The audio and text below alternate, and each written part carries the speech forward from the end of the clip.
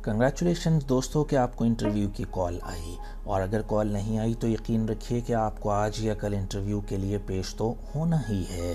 तो आइए dress code की बात करते हैं। आज हम हेयर स्टाइल से लेके आपके शूज़ तक बात करने जा रहे हैं कि आपने किस तरह के पहन के जाने हैं, यानी टॉप टू टो आपकी ड्रेसिंग के बारे में बात करने जा रहे हैं। चेयर पर कैसे बैठना है, बिहेव कैसे करना है आपने इंटरव्यू रूम में, इन तमाम बातों का अहाता हम आज कर लेंगे। अगर आप पार्ट 1 भी देखना चाहते हैं तो नीचे दिए गए लिंक पर क्लिक कीजिए और इस सीरीज़ का पार्ट 1 भी ज़रूर देखिए। आइए बात शुरू करते हैं। ड्रेस शर्ट से बात शुरू करते हैं। ड्रेस शर्ट ऑब्वियसली पहन के जाएंगे आप, उसके अलावा टाई किस तरह लगानी है, ये तमाम बातें हम करते हैं। हेयर स्टाइल आपका कैसा होना चाहिए, विमेन के लिए क्या ड्रेस कोड है आपके सामने है। चलिए आइए शुरू करते हैं। अगर आप शलवार कमीज़ पहन के जाना चाहते हैं तो कोई हर्ज नहीं है, लेकिन साथ वेस्ट कोट आप पहनेंगे और याद रहे कि यहाँ से ज़्यादा आपका कॉलर दिखाई ना दे। इसके नीचे बैन पहन के जाएंगे आप ताकि ज़्यादा दिखाई ना दे। आइए राइट साइड पे चलते हैं। तो ये बेहतरीन कलर्स इंटरव्यू के लिए आपके सामने हैं। डार्क कलर्स हैं, दोनों में से कोई भी आप चॉइस कर सकते हैं अपनी पसंद का, या इसके करीब करीब का कोई शेड ले लीजिए। और याद रहे कि 2 बटन सिंगल ब्रेस्टेड होना चाहिए, पुराने स्टाइल का कोट ना हो तो ज़्यादा बेहतर है। लेपल्स उसके क्वाइट न्यू हो तो बहुत अच्छा लगेगा। उसके अलावा याद रहे कि ये एक बटन आपने जब आप बैठने लगें चेयर पर तो खोल लेना है, नीचे वाला बटन, ताकि आपको बैठने में दुश्वारी ना हो और इंटरव्यू के दौरान आपका कोट आपके लिए तंगी पैदा ना करे। देखिए यहाँ पर भी नीचे वाला बटन इसका इसीलिए खुला हुआ है क्योंकि आपने बैठना है। आप दोनों बटन लगा के इंटरव्यू रूम में दाखिल होंगे, लेकिन बैठते वक्त गैर महसूस अंदाज में नीचे वाले बटन को खोल लेंगे। आइए आगे बात करते हैं। टाई आपने दोस्तों इस तरह लगानी है, जो ये स्टाइल आपको नज़र आ रहा है ये बिल्कुल दुरुस्त है। ये टाई जो बेल्ट से नीचे चली गई और काफ़ी नीचे चली गई, इट्स टू लॉन्ग। और अगर बेल्ट से 1 इंच ऊपर है, 2 इंच ऊपर है तो बहुत ऊंची है, वो टाई बहुत छोटी है आपके लिए नॉट। तो आपने बेहतरीन स्टाइल ये है कि आपके बकल को टच करे आपकी टाई, और अगर दरमियान तक आ जाए आपके बकल के, आपकी बेल्ट के, तो बहुत उम्दा बात हो गई। हाँ, इससे वेरिएशन है, आधा इंच ऊपर हो जाए, आधा इंच नीचे हो जाए आपकी इस बकल पिन से तो वो भी चलेगी, लेकिन बेल्ट से ऊपर की टाई या बेल्ट से नीचे की टाई किसी भी तरह गवारा नहीं होगी। देखिए यहाँ पर भी देखिए ये रॉन्ग स्टाइल है, दरमियान में बिल्कुल ठीक है, just touching the buckle of the belt. और यहाँ पर भी जो स्टाइल है इट्स टू लॉन्ग, क्योंकि बकल से बहुत नीचे चली गई, बेल्ट से बहुत नीचे चली गई, तो आपने दरमियान वाले स्टाइल को फॉलो करना है। आइए आगे की जानिब बढ़ते हैं। शूज़ पर बात करते हैं। शूज़ से ज़्यादा सॉक्स भी आपको देखें, यहाँ जो सॉक्स और लेफ़्ट साइड पे जो बूट्स हैं ये बिल्कुल इनकन्वीनियंट इंटरव्यू के लिए। आपने ऐसी सॉक्स, रंगदार सॉक्स नहीं पहननी। आपने सॉक्स के कलर को मैच करना है अपनी पैंट से। जैसे आपका पैंट का कलर है आपने सॉक्स भी वैसी ही पहन लेनी है।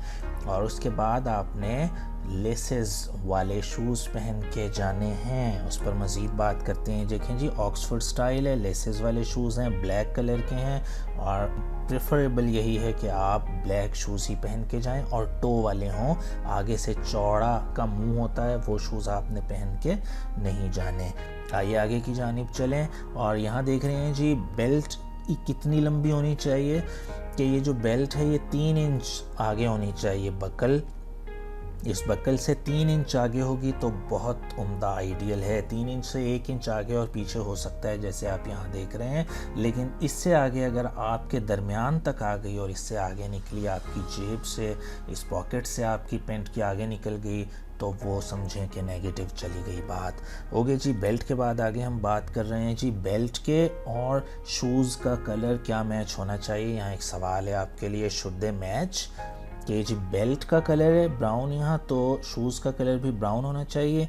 जी हाँ, बिल्कुल ठीक बात है, होना चाहिए। जवाब है बिल्कुल होना चाहिए, ज़रूरी है। अगर बेल्ट आपका ब्लैक है तो शूज़ भी ब्लैक होना ज़रूरी है, यानी शूज़ अगर ब्लैक हैं तो बेल्ट भी ब्लैक होना चाहिए। याद रख लीजिए अच्छे तरीके से।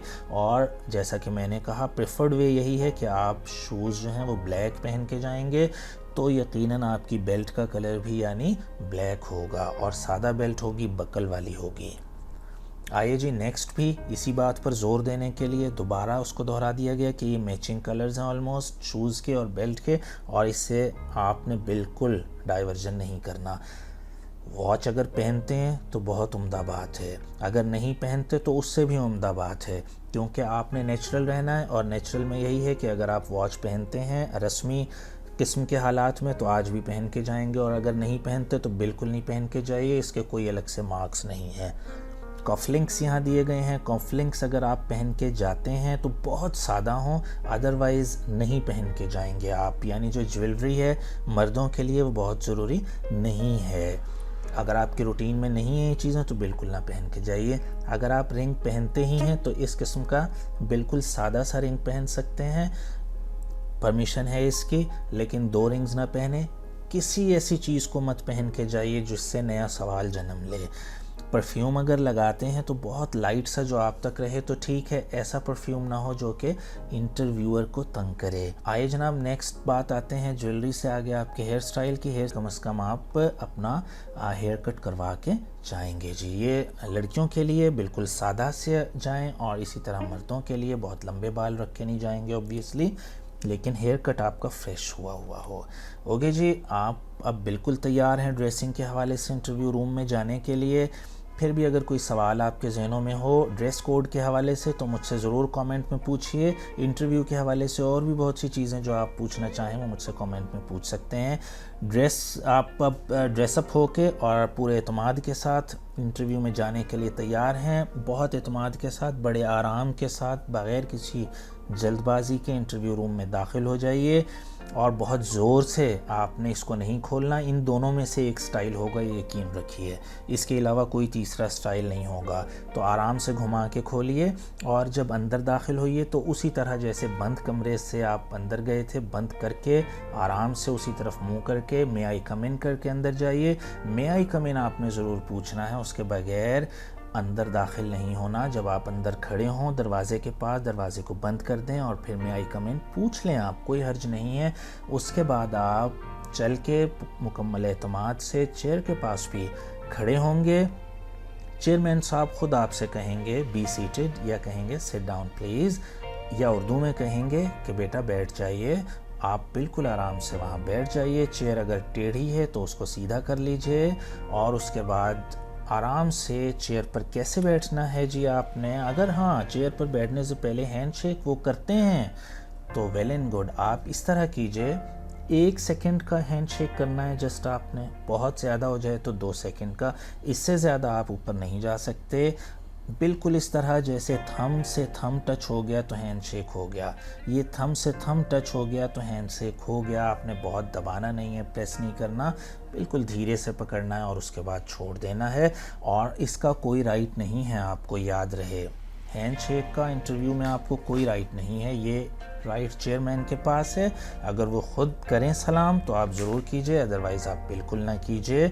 उसके बाद जनाब आपने बैठना कैसे है, ये बहुत अहम बात है। आपने कोट का बटन खोल लिया और उसके बाद आप आराम से बैठ गए। ये देखिए जी, यहाँ पर आपको मैं कह रहा था कि जुराबें आपने मैच करनी है पैंट के साथ, क्योंकि जब भी आप ऐसे बैठेंगे तो यकीनन पैंट ऊपर होगी, और अगर आपका शेड वो नहीं है जो पैंट का है तो बहुत बुरी लगेंगी और बड़ा नेगेटिव इम्पैक्ट उसका जाएगा। ये देखें जी, बैग के साथ आपने अपनी बैग मिला लेनी है, चेयर की बैग के साथ अपनी बैग मिला लेनी है, या थोड़ा सा आगे होके, जस्ट थोड़ा सा आगे इससे हो सकते हैं। बहुत आगे बैठेंगे तो वो बैड इंप्रेशन देगा, क्योंकि वो इंटरव्यू के नेगेटिव मार्क्स हैं, क्योंकि वो आपकी एंक्शसनेस को शो करते हैं, वो आपकी बेचैनी को शो करते हैं। तो इसलिए आपने इसके साथ टेक के साथ टेक लगा लेनी है। ये देखिए जी, ये इतनी अहम बात है कि मैंने मज़ीद इसमें इजाफा किया है। ये देखिए, ये बहुत आगे हो के बैठ गए हैं, इस तरह आपने नहीं बैठना, गलत तरीका। एक और गलत तरीका ये है कि बैग से बैग तो मिला ली लेकिन आप बेंड हो गए, बहुत ज़्यादा झुक गए, और बहुत बैड इम्पैक्ट है। आपने स्ट्रेट रखनी है, ऑलमोस्ट स्ट्रेट रखनी है अपनी कमर को, ये सही तरीका है बैठने का। उसके अलावा बाज़ लोग आगे टेबल पर हाथ रख लेते हैं, आपने टेबल पर हाथ नहीं रखना। वो टेबल, ये यकीन रख लीजिए कि वो आपकी नहीं है, माइंड इट। फिर दोहरा रहा हूँ कि ये टेबल जो यहाँ रखी हुई है ये आपकी नहीं है। आप अपने साथ जो थीसिस लेके गए हैं या बैग लेके गए हैं वो आपने नीचे रख लेना है अपने, यानी अपनी चेयर के साथ रख लेना है। वो चेयर आपकी है, उससे सहारा दे के ख़वातीन अगर बैग लेके गई हैं तो वो नीचे रख लेना है। कोई शर्मिंदगी महसूस नहीं करनी, क्योंकि ये टेबल आपकी नहीं है। तो आपने इस तरीके से बैठना है जैसे ये साहब राइट साइड पर बैठे हुए हैं। तो आपने वो टेबल इस्तेमाल नहीं करना, बैठना इस तरीके से है, टेक लगा के आराम से कॉन्फिडेंटली सीधी कमर के साथ बैठ जाना है। और उसके बाद जनाब अपना इंट्रोडक्शन पेश करना है। कैसे इंट्रोड्यूस करवाना है अपने को जी, इसके लिए बहुत शॉर्ट सी एक वीडियो आने वाली है, वो ज़रूर देखिए कि आपने इंट्रोडक्शन कैसे करवाना है। 1 से 2 मिनट का आपका इंट्रोडक्शन होता है और वो लीड इंट्रोडक्शन होता है। वो आपके इंटरव्यू को लीड करता है। कौन से ऐसे क्लूज़ आप देंगे, कैसे आप लीड कर सकते हैं अपने इंटरव्यू को खुद, कैसे वो ईडियम्स यूज़ करने हैं इंटरव्यू में कि ख़ुद ही इंटरव्यू उस तरफ चलता जाए और आपसे उन्हीं क्लूज़ के बारे में सवाल करे जो आपने जानबूझ के दिए हैं। कैसे इंट्रोडक्शन करवाना है इसकी हम बात करेंगे, लिंक नीचे दे दूंगा, आप उसको क्लिक कीजिए और फिर देखिए कि कैसे इंट्रोडक्शन आपने शुरू करना है और ख़त्म कैसे करना है। सवाल अगर आपसे पूछे जाते हैं, ऐसा भी होता है ना कि सब्जेक्ट स्पेशलिस्ट आपसे एक सवाल करते हैं और आप जवाब दे रहे होते हैं जो कि यकीनन आपने घुमा फिरा कर नहीं देना। अगर आपसे कोई सवाल पूछा गया सीधा जवाब दें ताकि वो बोर ना हो, और आपने फैलानी नहीं है बात, क्योंकि 15 से 20 सेकंड होते हैं मैक्सिमम आपके पास जवाब देने के लिए। तो आपने उसके अंदर to the point short question के हवाले से ऑब्जेक्टिव टाइप समझ के जवाब देना है। जवाब दे दिया, दैट्स इनफ। नहीं आता सॉरी कर लीजिए, पास कह दीजिए, मैं इसको कंसल्ट करूंगा, मैं इसे देखूंगा, इस तरह कह के आगे ले जाइए। गेस वर्क नहीं चलेंगे। अगर गेस करना ज़रूरी है और आपको 70-80% है श्योर, तो आप कह दीजिए if you allow me to guess sir, तो मेरा ये जवाब है। आज ना मैं बात कर रहा था कि अगर एक इंटरव्यूअर सब्जेक्ट स्पेशलिस्ट एक सवाल आपसे पूछते हैं और दूसरा इंटरव्यूअर जो हैं वो भी आपसे कुछ सवाल शुरू करते हैं, तो आप अपना जवाब रोक दीजिए। अपना जवाब आपने जारी नहीं रखना। और अगर वही इंटरव्यूअर भी, वही सब्जेक्ट स्पेशलिस्ट भी आपसे कोई बात करना चाहते हैं तो आप रोक दें अपना जवाब और मज़ीद अपने जवाब को जारी नहीं रखेंगे और थोड़ा सा इशारा करके अपना जवाब दोबारा शुरू कर देंगे जो दूसरा सवाल आपसे पूछा गया है। एक वीडियो जो बहुत अहम है, क्योंकि आपका 58% बॉडी लैंग्वेज होता है इंटरव्यू में, उस पर एक अलग से शॉर्ट वीडियो आप देखेंगे, लिंक नीचे दिया गया है, उसको देखिएगा। बॉडी लैंग्वेज कैसी होनी चाहिए, जिसमें हम पोस्चर, आपका हेड मोशन, नेक मूवमेंट पर बात करेंगे, फेशियल एक्सप्रेशन पर, आई कांटेक्ट कैसे होना चाहिए, आपके जेस्चर्स कैसे होने चाहिए, इस पर बात करेंगे। Thank you so much. अल्लाह हाफिज़।